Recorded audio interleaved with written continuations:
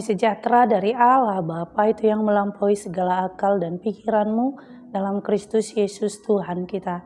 Amin. Umat yang dikasihi dalam nama Yesus Kristus, firman Tuhan buat kita hari ini tertulis dalam kitab Ibrani pasal 1 ayat 4. Demikianlah firman Tuhan. Jauh lebih tinggi daripada malaikat-malaikat, sama seperti nama yang dikaruniakan kepadanya, jauh lebih indah daripada nama mereka. Demikianlah firman Tuhan. Kita yang dikasihi dalam nama Yesus Kristus, siapakah malaikat itu? Tentu malaikat itu adalah makhluk spiritual. Artinya mereka adalah yang diciptakan oleh Allah dan yang kemudian yang berhubungan dengan Allah, di mana tugas mereka adalah memuji dan memuliakan Allah. Oleh karena itu kedekatan mereka, spiritualitas mereka sangat dekat kepada Tuhan. Tetapi ada perbedaannya, di mana malaikat itu bukanlah omnipresent. Artinya malaikat itu tidak selalu hadir. Dia akan hadir ketika Allah yang menyuruhnya atau memerintahkannya.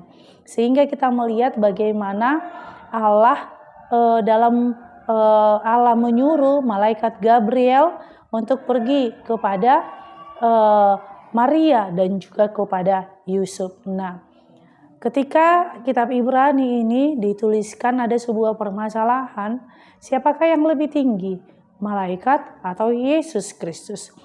Tentu kita melihat bahwa malaikat itu juga adalah suruhan Allah, dan di mana Allah memberikan mereka pengetahuan, dan di dalam diri mereka malaikat itu adalah bagian daripada Allah sendiri.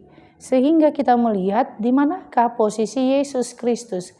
Yesus Kristus tentu adalah Yesus yang datang ke dunia ini juga atas perintah Allah, di mana Allah yang mau mengatakan dirinya bahwa Allah bersama-sama dengan manusia atau Immanuel.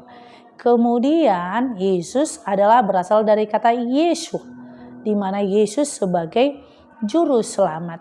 Oleh karena itu kita melihat di dalam kitab 1 Yohanes 5 ayat 26 bagaimana kesaksian tentang Yesus itu sendiri yang mengatakan, 1 Yohanes 5 ayat 20, Dia adalah Allah yang benar, Allah yang kekal, di mana Yesus sudah ada bersama-sama dengan Allah.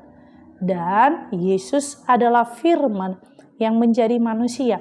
Itu yang mau dijelaskan oleh Injil Yohanes. Nah, disinilah kita melihat bahwa permasalahan manakah yang lebih tinggi antara malaikat dengan Yesus Kristus, jelas Yesus Kristus. Artinya bahwa malaikat itu tidak mengalami penderitaan seperti Yesus Kristus di dunia ini. Dia hanya datang dan diperintah sesuai dengan apa yang dikatakan Allah. Tetapi Yesus datang ke dunia ini bersama-sama dengan manusia dan juga hidup bersama dengan manusia. Dia mati dan bangkit kembali dan naik ke surga. Disinilah apa yang mau dikatakan kepada kita tentang firman ini. Satu yang mau dikatakan adalah di mana Yesus itu lebih tinggi daripada malaikat. Yesus adalah Allah. Yesus adalah bagian daripada Allah. Sehingga Yesuslah yang memberikan keselamatan kepada umat manusia.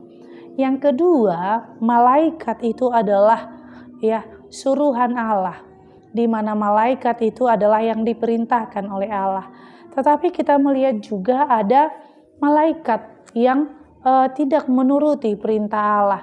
Mungkin kita akan katakan malaikat itu adalah yang memberontak atau malaikat yang jahat.